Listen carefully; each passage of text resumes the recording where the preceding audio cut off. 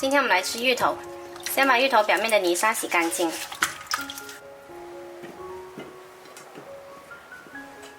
再上锅蒸熟。然后我们准备一锅清水，用骨头来熬个汤底，也可以用鸡肉。大火煮开，转小火煲40分钟。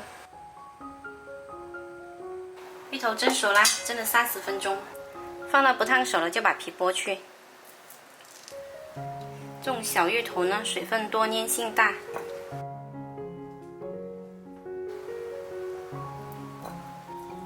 剥好后，把它打成泥。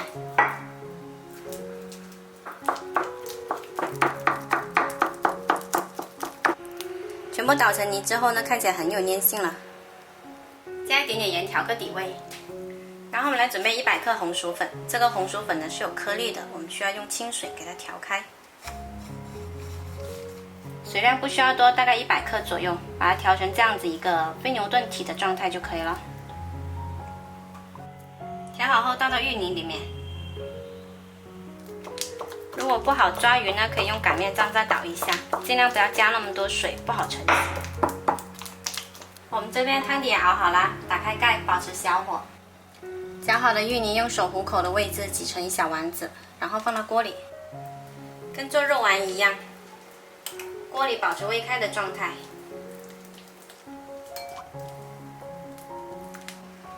芋丸煮到定型浮起来之后呢，我们把它转到小砂锅来调味。我们之所以不直接用小砂锅来煮呢，是因为它锅太小，不好定型。转到小砂锅之后呢，再次中火煮开。加少许盐调味，再来一点点胡椒粉，少许食用油，最后来一把芹菜跟葱花就可以开吃。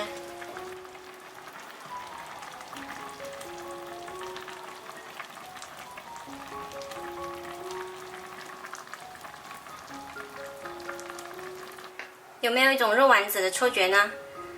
这一款芋头丸子包呢，吃起来 Q 滑，营养又丰富。喜欢的朋友可以收藏起来试一下。我是小坏，喜欢我的视频记得关注我哦。